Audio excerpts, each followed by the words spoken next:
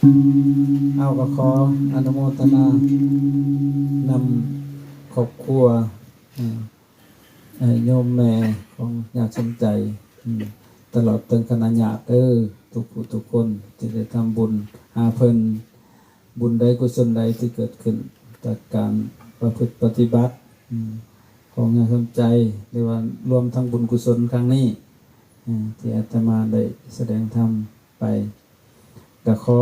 บุญกุศลส่วนนี้จงไปถึงโยมพ่อของญาติสมใจ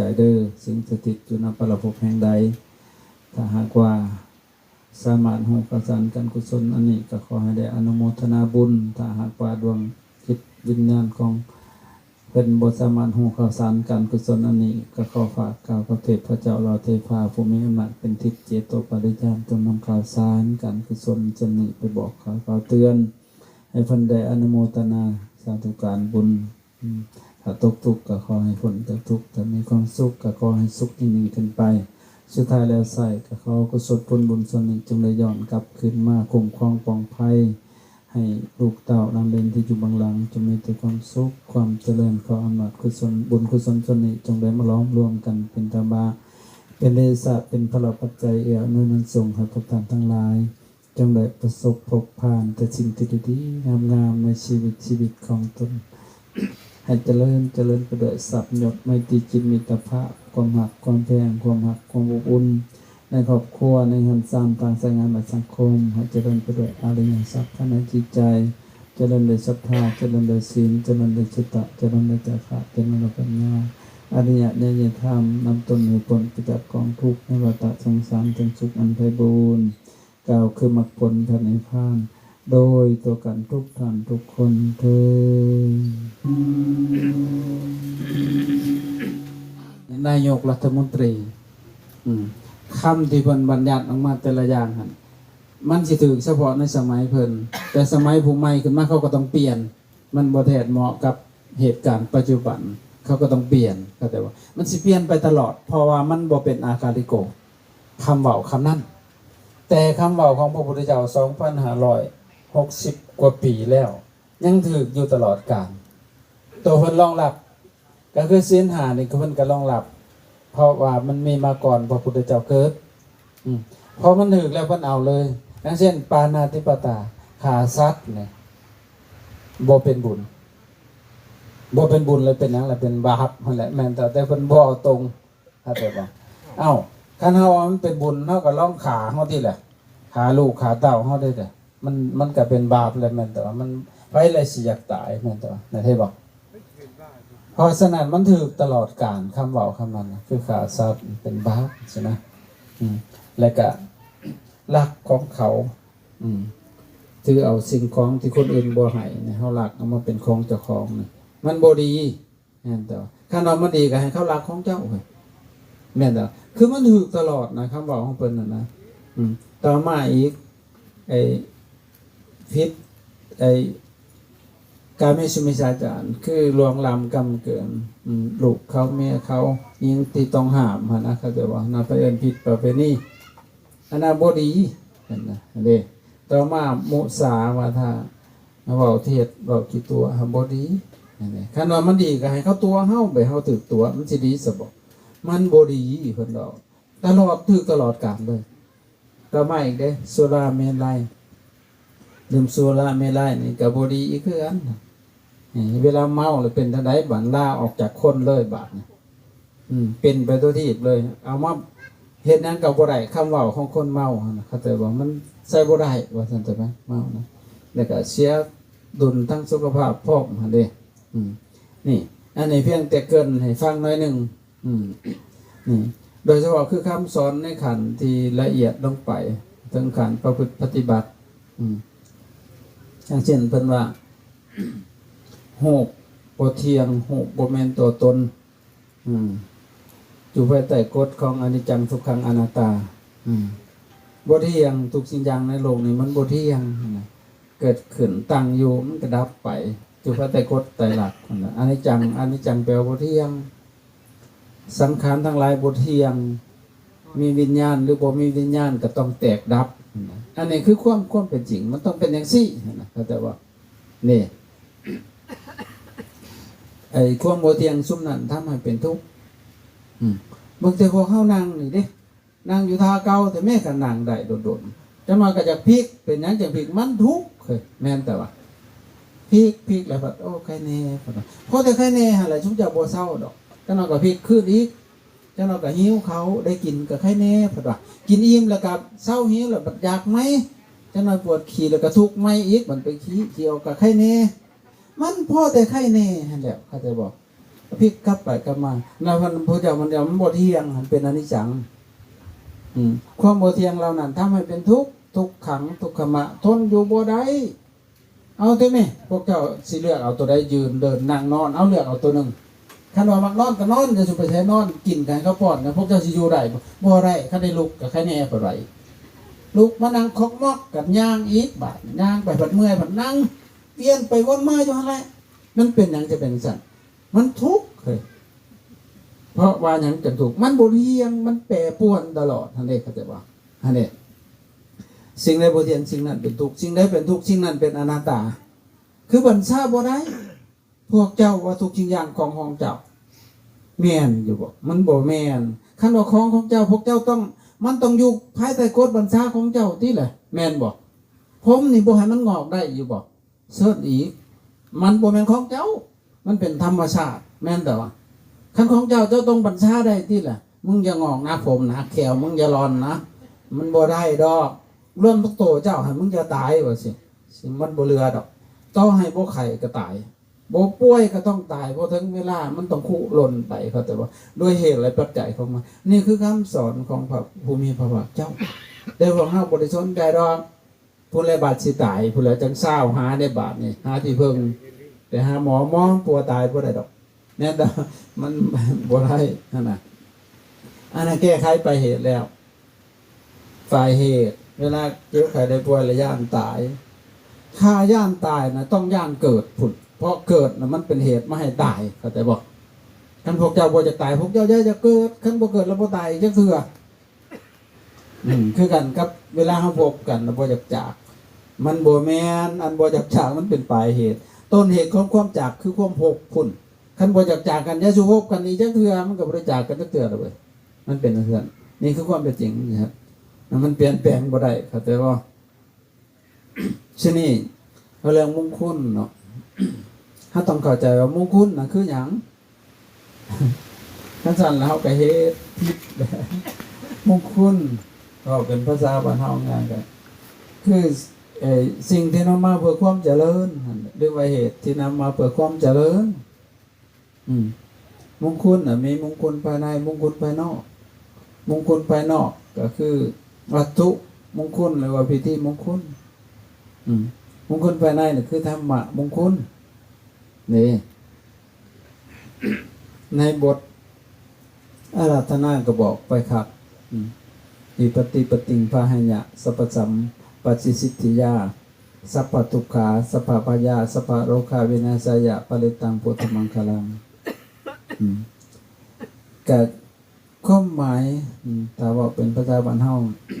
ก็คือเฮาอาศัยอำนาจของพระปริตะนะจงมาขจัดปัดเป่าสัพพทุกข์สัพพทุกขาสัพพพยาสัพพโรคาให้มันพินาศหายไปความทุกข์นะมันสิหายอยู่บ่เฮาสูตรจังซี่นะมันบ่หายเด้แม่นบ่บัดความกลัวย่านสิหายบ่มันก็บ่หายโรคไฟต่างๆมันสิหายบ่สูตรมันบ่หายเพราะบทสูตรมันเป็นคำสอนแล้วเฮ็ดจังได๋บัดความทุกข์มันมาจากไสเฮาต้องสาวหาเหตุมันที่แหละความทุกข์ของจิตของใจมันมาจากไสต้องอาศัยความเข้าใจที่ถูกต้องจังสิแก้ทุกข์ตัวนั้นได้นี่เพราะธรรมะเป็นคำสอนสัพพทุกขาความทุกข์ของจิตของใจบางเทื่อในครอบครัวเนาะมีความขาดแคลนสิ่งของต่างๆก็เป็นทุกข์บางเทื่อเฮาก็เจ็บไข้ได้ป่วยมันก็เป็นทุกข์แม่นบ่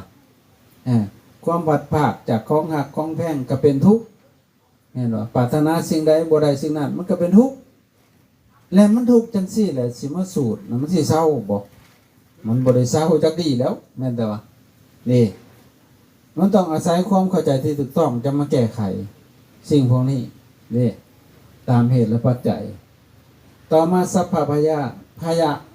ยาแปลว่าภัยนะพยาแปลว่ากลัวนะเข้าใจบ่ความกลัวย่านนะเฮาสูตรแล้วมันสิเศร้าย่านบ่มันบ่เศร้าคนส่วนหลายน่ะมีความกลัวเพราะว่ามีความผิดเอาเบิ่งพวกเจ้านี่สมมุติพวกเจ้าไปนอกใจเมียพวกเจ้าเมื่อพวกเจ้าไปลักอหยังมานะเพียงแต่เขาฟันเห็นพวกเจ้าก็สะดุ้งเลยเด้อนะเพราะหยังย่านเนี่ยมันมีความผิดสมมุติว่าพอออกนึงไปนอกใจเมียจะไปเล่นสาวเมียเพิ่นฮู้ว่าสินะเราบ่ฮู้ดอกเราฟันซื่อๆเพิ่นตื่นเลยได้เพิ่นผูกไปผิดนะตื่นแล้วตื่นยุบหลดหัวฟันทั้งกูว่านะมันคนมันมีความผิดนะมันสิย่านก็แต่ว่าย่านกลัวนะก็แต่ว่าขยะแปลว่าภัย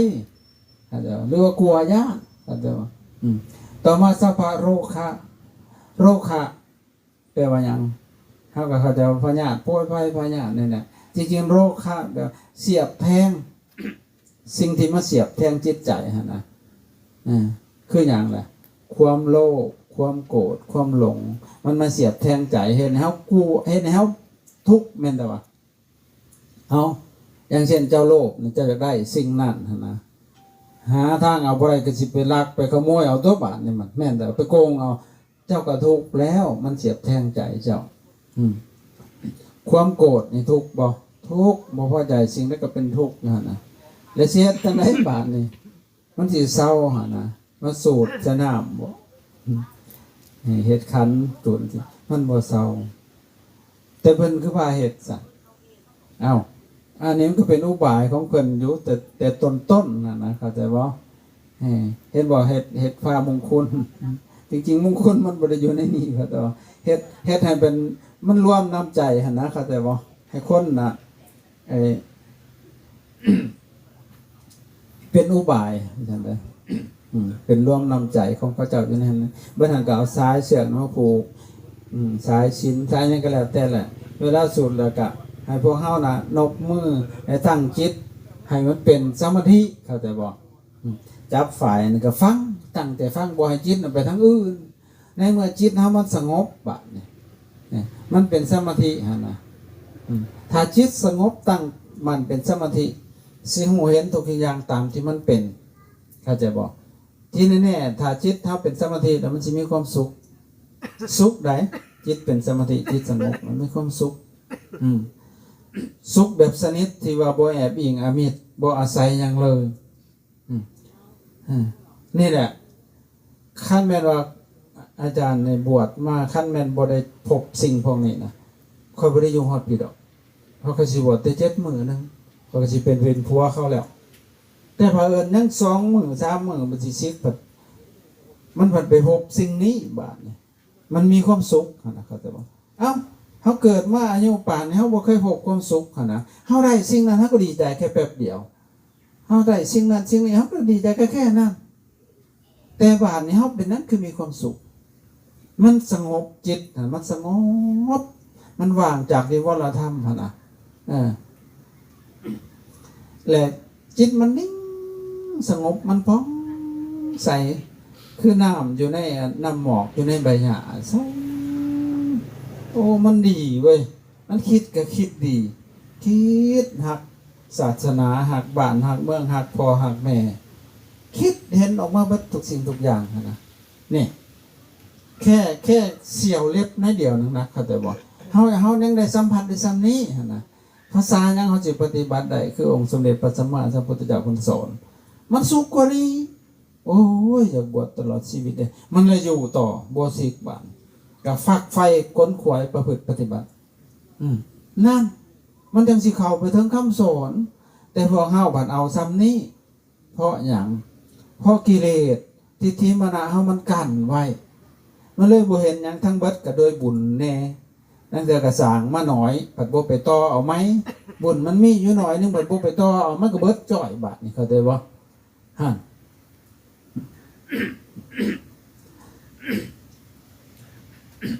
ไอ้เพราะฉะนั้นต้องอาศัยความเข้าใจที่ถูกต้อง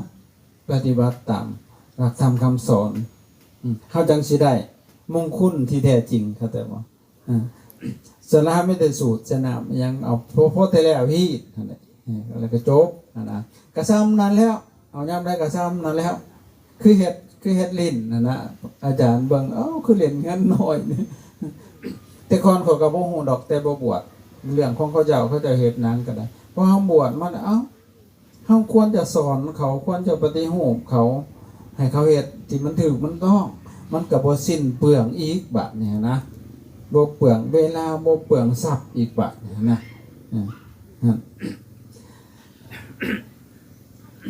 ไอ้พอเฮาเฮ็ดอีหยังก็เพื่ออยากให้มันเป็นมงคลเป็นสิริมงคลแม้แต่กระทั่งเฮาสิสร้างอีหยังเสียดเฮือนปุกเฮือนเฮาก็ต้องหาเลิกหานาทีหามื้อดีวันดีนี่ปัญหาหรือว่าสิแต่งงานลูกสาวก็หามื้อดีวันดีถ้าเฮาใช้ปัญญาพิจารณามันดีน้ำมืออยู่บ่วะ นี่เห็นบ่อาจารย์เป็นคนแปลกหมู่แต่เป็นคนบ่ได้แต่บ่ได้บวชพุ่นค่อยมักถามเขาเจ้าข้าข่อยเบิดอันพวกทางทั้งหลายหั่นน่ะข้าผัดหายเฮาบานเพิ่นตอบเฮาบ่ได้หั่นน่ะตอบบ่ได้เพิ่นสิหายตัวเองบ่ฉลาดเนาะบ่มีความรู้อันนี้ก็แต่บ่ผัดหายมันได้สิฉลาดจักเทื่อเฮาถามมาจากฮู้อยากฮู้ที่มาต้นปลายสาเหตุแต่ละอย่างนี่ อย่างเช่นเฮามื้อเฮาสิปลุกเฮือนนี่อาตมาก็เถียงเด้ปีนี้เป็นปีมะโรงเพิ่นว่าผู้ไทยสิว่าแน่เนาะแม่นบ่ผู้ไทยบรรณพงปีมะโรงนี่มันปลูกไม่ได้เขาจะเอาปลูกเขินไม่ได้เอามันเป็นหยังสิไม่ได้ก็ล่ะมันขลํเพิ่น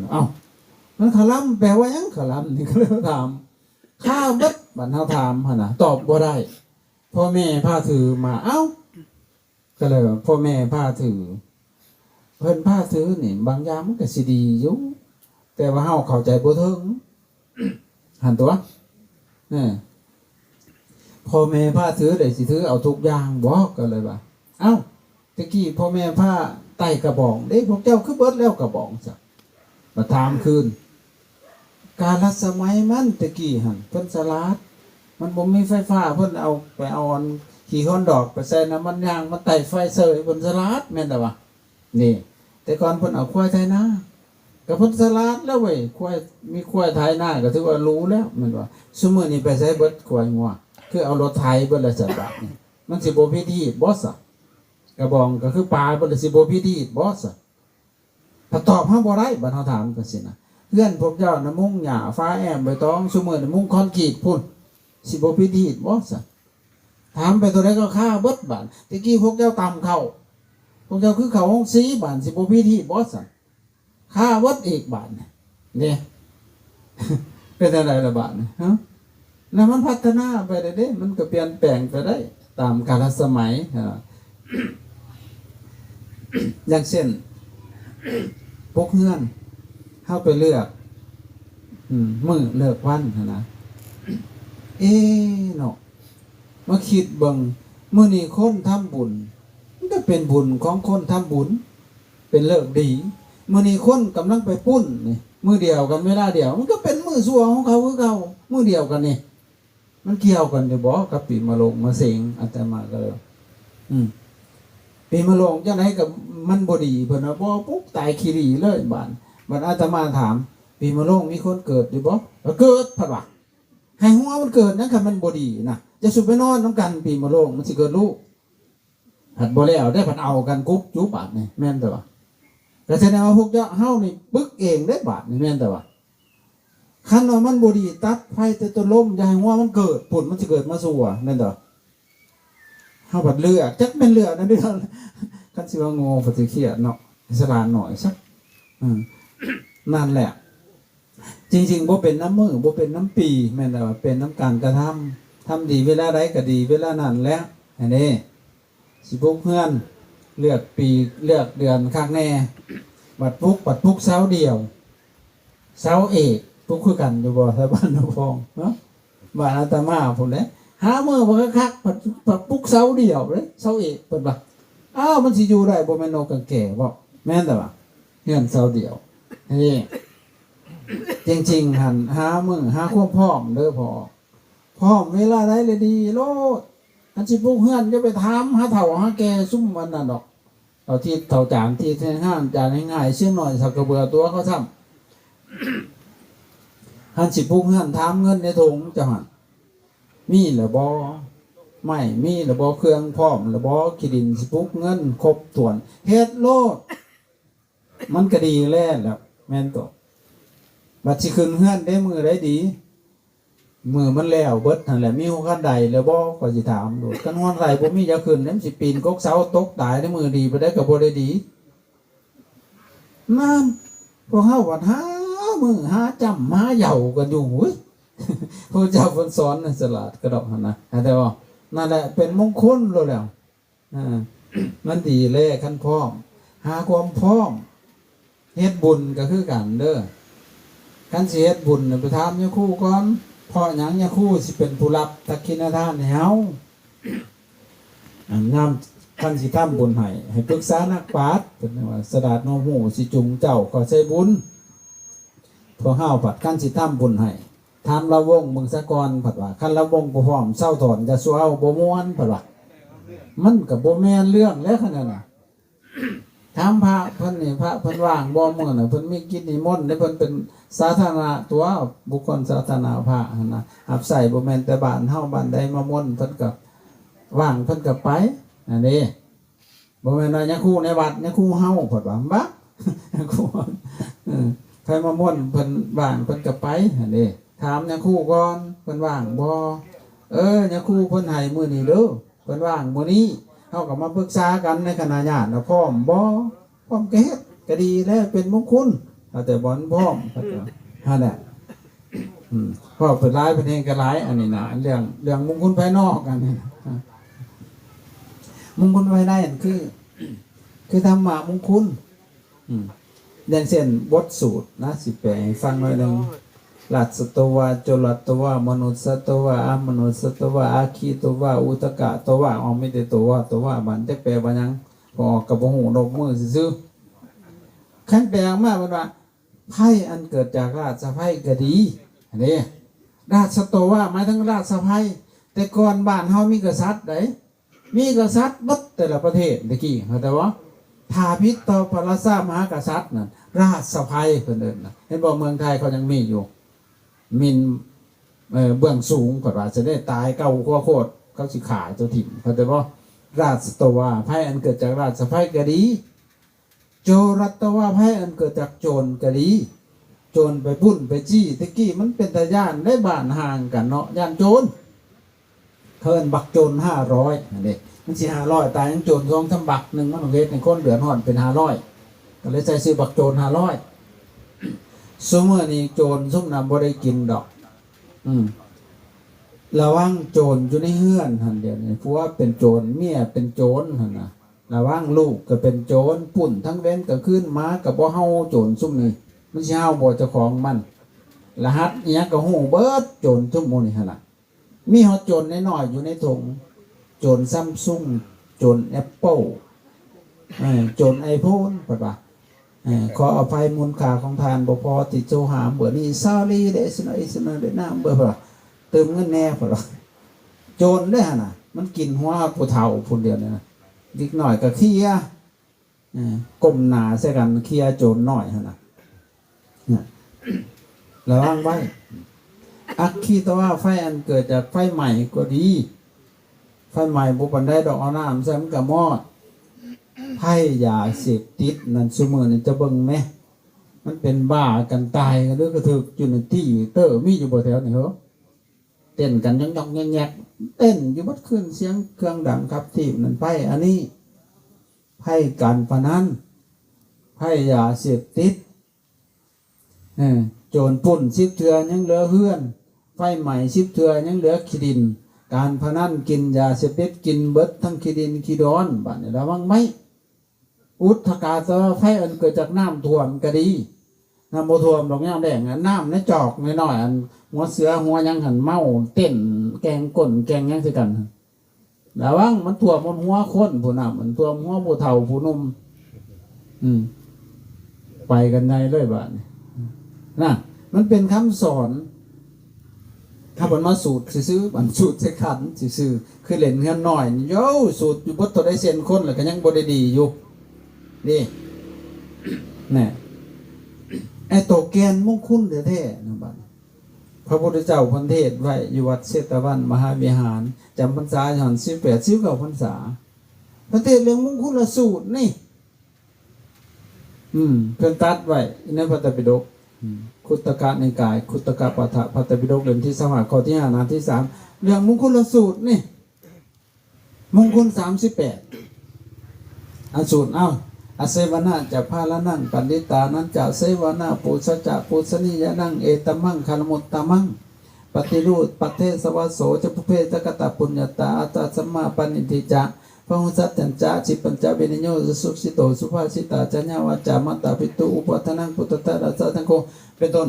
ทั้งเบิด38หัวข้อมงคลนะเป็นคำสอนทั้งนั้นเลยถ้าเฮาเอามาปฏิบัตินะอย่างเช่นอาเสวนาจะพาละนั่งขั้นแปลออกมากการบ่เข้าอยู่ใกล้เป็นหมู่ของคนพาลศาสตร์ที่แนวบดีให้ดีนี้ไก่เว้นปันดิตานั่นจะเสวนานั่นศาสตร์ที่มีท่าเสือบัณฑิตโตตอนนักปราชญ์ผู้สลาดหอมหูให้เอาเกลือกอมจะหายผู้ซาจะผู้เทนิยานั่งคนดีนั่นคนบูซาเป็นแบบย้างยังตำลังผู้จังสันมีแต่ใดบ่ฮอนเสียเอตมังคารมุตตมังอันนี้แล้วคือมงคลอันประเสริฐให้เจ้าจำจือไว้เมื่อนายาสุลืมปฏิรูปประเทศสวาโสอยู่ในเขตประเทศที่สมบูรณ์ทั้งบุคคลสิ่งของล้วนแต่ในดีพร้อมอุเพกตาปุญญาตานั้นบุญควรสร้างบารมีพร้อมพำทำแต่ดีใจไพ่โวย่องกระสังเขาอัตสัมมาปัญญิทิจะตั้งตนไว้มันเทียงในความดีบ่มีใจเอียงวันไว้ไปตั้งหายคนสิดีทั้งข่ายทั้งเมืองกับบ่เงียงมีแต่ตั้งเทียงไว้บ่ไล่ถิ่มส่วนดีพระโหสัจจันจันนั่นได้เฮียนทำมาหลายได้สดับรับฟังใส่ใจอยู่เรื่อย10ปัญจพร้อมมีศิลปศาสตร์มีวิชาชีพครบถ้วนสำนันพร้อมสุภาพวินัยพระโหสัจจันจะ10ปัญจวินัยโยจะสุขิโตนั่นเพิ่นบอกว่าวินัยดีได้ฝึกฝนอบรมระเบียบงามนอนพร้อมสุภาษิตาจาญาวาจาความการเว้าในธรรมอลัมคาเป็นของฝากไต่ห่มฝ่าอามาตอนเสน่ห์มาตาปิตุอุปทานังบรบัดเลี้ยงพ่อแม่ของเฮาอย่าได้ทำในควงให้เป็นเครื่องคำหอดอย่าได้ว่าจะตานให้2เครือนำตะลังบาปตะฝ่าเว้นนั่นทมดินพุทธทาราชาสังคโหมีลูกเต่าให้เอบแปรทั้งที่ดีอย่าได้ฝึกเอาแต่ใจต่อไปมันสิหยามตามแต่ใจเรื่องเลื่อยไฟรุ่นสิซ้อนยากบอกบ่ได้เมื่อนาสิบ่ดีทั้งเบิดมีแต่คำสอนเบิดที่ว่านั่นเด้เพราะเฮามันเอามาสูตรกันสูตรแล้วก็แล้วคือเฮ็ดเล่นในบ้านนี่มันได้สิเข้าฮอดจิตฮอดใจเฮาแม่นอยู่บ่พ่อใหญ่นั่นเอาแม่ข้อที่1นี่บ่ให้คบคนพาลคบคนพาลพาไปหาพิษคบบัณฑิตพาไปหาผลหลังจากนั้นบ่ให้คบคนชั่วปานให้คบคนดีอันคนดีอันนั้นเพิ่นเอิ้นบัณฑิตเห็นบ่ยังครูซิกออกไปเอิ้นบักทิศมาจากทิศก็มาจากคำว่าบัณฑิตนั่นแหละเขาจะบอกซุมื้อนี่ทิศแห่งห้านจานแห่งห้ายเชียงหน่อยสักขะเบือบวชกะเฮียนเล็กหน่อยพอโหติเหลี่ยมล่วงชิงออกไปเป็นลูกตัวเขาต่อบั่นไปล่วงเขาต่อมันสิเป็นทิศได้จังได๋มันสิเป็นบัณฑิตได้จังได๋หั่นน่ะแม่นบ่นั่นแหละคบบัณฑิตคนดีบ่เป็นหนังสือจักโตก็เป็นบัณฑิตได้ตัวเขาเป็นคนดีได้ซะมีศีลมีธรรมนั่นแหละเป็นบัณฑิตเข้าใจบ่บูชาจาปูชนียนั่งคนดีนั่นควรบูชาแบบย่างตำลังผู้จังสั้นมีแต่ได้บ่ฮอนเสีย3อันนี้พวกเจ้าเริ่มดีแล้วแม่นบอก3ข้อนี่เป็นปฏิบัติแม่ดีเจริญชีวิตหั่นน่ะ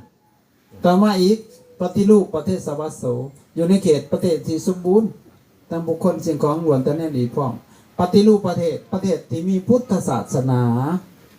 ประเทศที่มีบุคคลผู้อ่อนน้อมถ่อมตน ประเทศที่บ่เกิดศึกสงครามจะไปอยู่ทำแม่ประเทศยูเครนไปอยู่ทำแม่อิสราเอลไปอยู่ทำแม่สิใดเขาก่อศึกสงครามกันนี่มันสิมันเฮ็ดบุญได้นะนี่บ่เขาสิถวายอันขีปนาวุธให้พวกเจ้าฮะเด้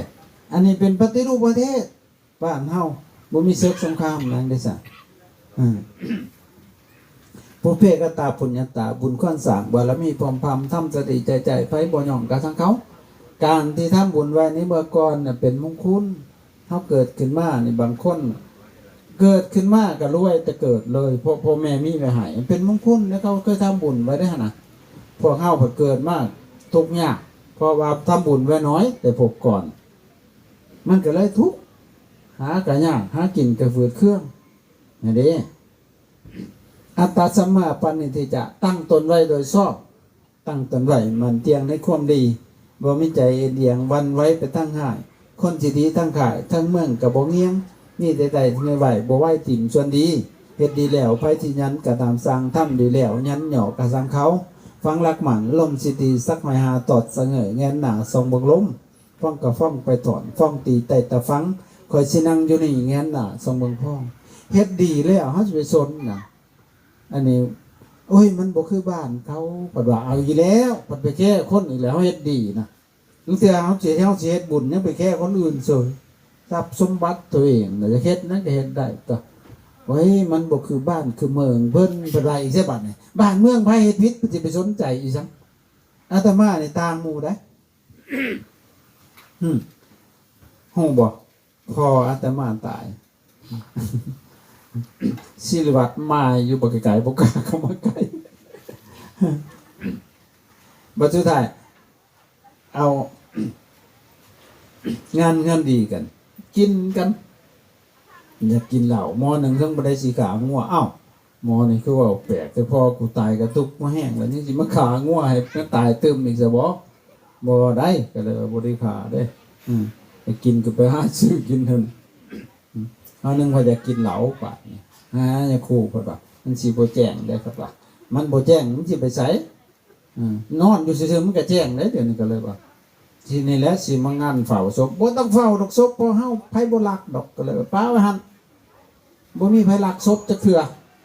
แม่นอยู่บ่แต่ว่านะพ่อมีศพหายอยู่บ่เฮ้อแล้วแม่นแต่ว่าเฮาน่ะพากันเฮ็ดแนวอบายมุขพากันกินกันเมากันเคยหั่นนะสุดท้ายเอาไปเผา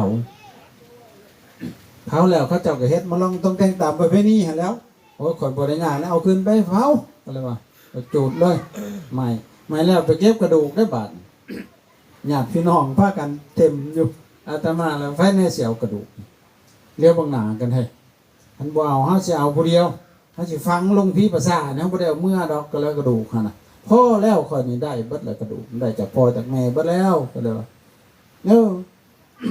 หมออ้ายพายเมื่อบักไก่งวยมันเชียงง่วงที่สิเข้าบ้านเนาะเห็นบ่งวดตายน้ำอีกเฮ้ยข่อยบ่เอาข่อยพ่อแล้วกระดูกค่ะได้เต็มบัดครบส่วนเลยพ่อให้มาแม่ให้มาหะนะข่อยสิเอากระดูกส่วนนี้สิทำความดีเพื่อพ่อเพื่อแม่จูงพ่อจูงแม่ในการบวชของข่อยนี่ข่อยฟังถิ่มหลวงพี่ประสาทพุ่นแล้วข่อยฟังเลิกให้มันเป็นดินเป็นดอนไปเอามากก็เอาเข้าวัดก็หกวัดอีกบาทนี่ดีบ่ดีสิเป็นบาปนำกระดูกอีได้บัดเอาเข้าวัดมันกินเท่านั้นในสงฆ์อาตมาสั่ง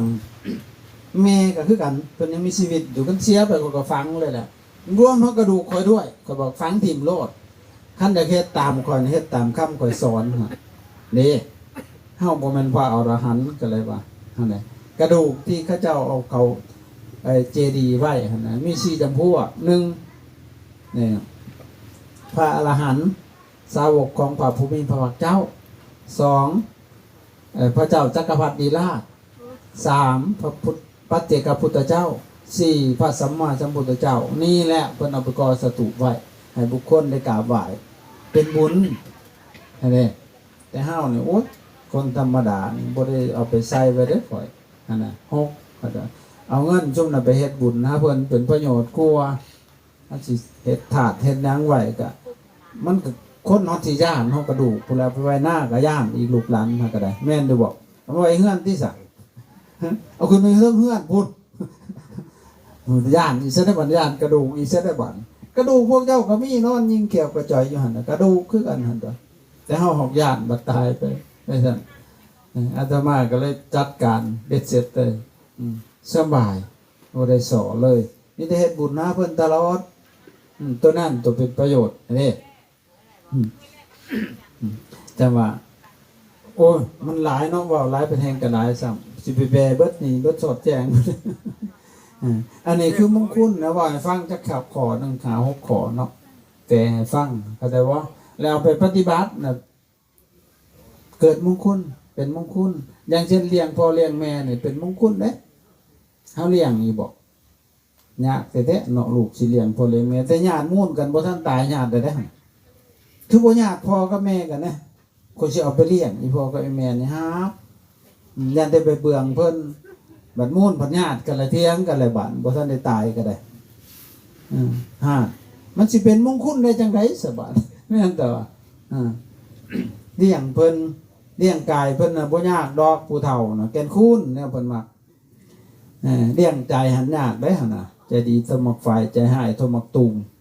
ร่างเฒ่าก็พุ่มปล่อยลูกหลานแต่ก่อนไกลตื่นขึ้นมาน่ะบ่ทันได้ล้างกุมปล่อยตั้งแต่ร้านก็มีบัดยามใจดีก็โอ้ยทำบุญหน่อยนึงก็สาธุเด้อเพิ่นว่าหาอายุหมันคนยืนอยู่น้ำร้านหน่อยโดนๆเพิ่นว่า